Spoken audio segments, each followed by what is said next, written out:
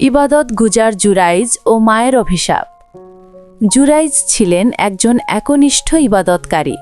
তিনি লোকালয় থেকে দূরে একটি ছোট গির্জায় বা ইবাদতখানায় দিনরাত আল্লাহর উপাসনায় মগ্ন থাকতেন। একবার জুরাইজ যখন নামাজ পড়ছিলেন, তখন তার মা এসে তাকে ডাকলেন, হে জুরাইজ। জুরাইজ দ্বিধায় পড়ে গেলেন। তিনি কি নামাজ ভেঙে মায়ের ডাকে সাড়া দেবেন, নাকি নামাজ চালিয়ে যাবেন? তিনি মনে মনে বললেন, হে আল্লাহ, একদিকে আমার নামাজ, অন্যদিকে আমার মা। তিনি নামাজ শেষ করাকেই প্রাধান্য দিলেন।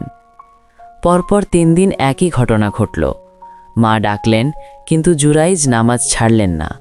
এতে তার মা মনে কষ্ট পেলেন এবং রাগের মাথায় বদদোয়া দিলেন বা অভিশাপ দিলেন, হে আল্লাহ, কোনো পতিতার মুখ না দেখা পর্যন্ত যেন জুরাইজের মৃত্যু না হয়। কঠিন পরীক্ষা ও চারিত্রিক কলঙ্ক। জুরাইজের ইবাদতের খ্যাতি চারদিকে ছড়িয়ে পড়েছিল।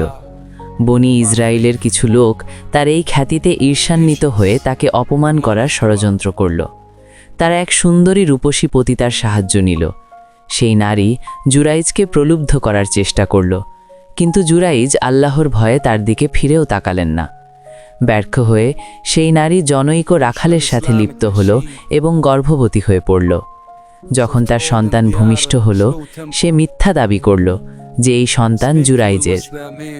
অলৌকিক ঘটনা, দুগ্ধপোষ্য শিশুর কথা বলা। ক্রুদ্ধ জনতা জুরাইজের ইবাদতখানা ভেঙে ফেলল এবং তাকে মারধর করে টেনে হিঁচড়ে নিয়ে গেল।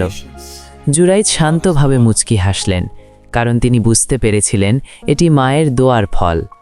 তিনি বললেন, আমাকে একটু সময় দাও, আমি 2 রাকাত নামাজ পড়ে নিই। নামাজ শেষ করে তিনি সেই নবজাতক শিশুর কাছে গেলেন এবং তার পেটে আঙুল দিয়ে টোকা দিয়ে জিজ্ঞাসা করলেন, হে শিশু, বলো তো তোমার বাবাকে? সবাইকে অবাক করে দিয়ে সেই দোলনার শিশুটি পরিষ্কার ভাষায় উত্তর দিল, আমার বাবা অমুক রাখাল।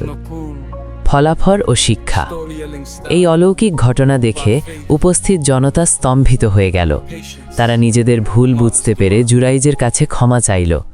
তারা প্রস্তাব দিল যে তারা তার ইবাদতখানাটি সোনা দিয়ে তৈরি করে দেবে।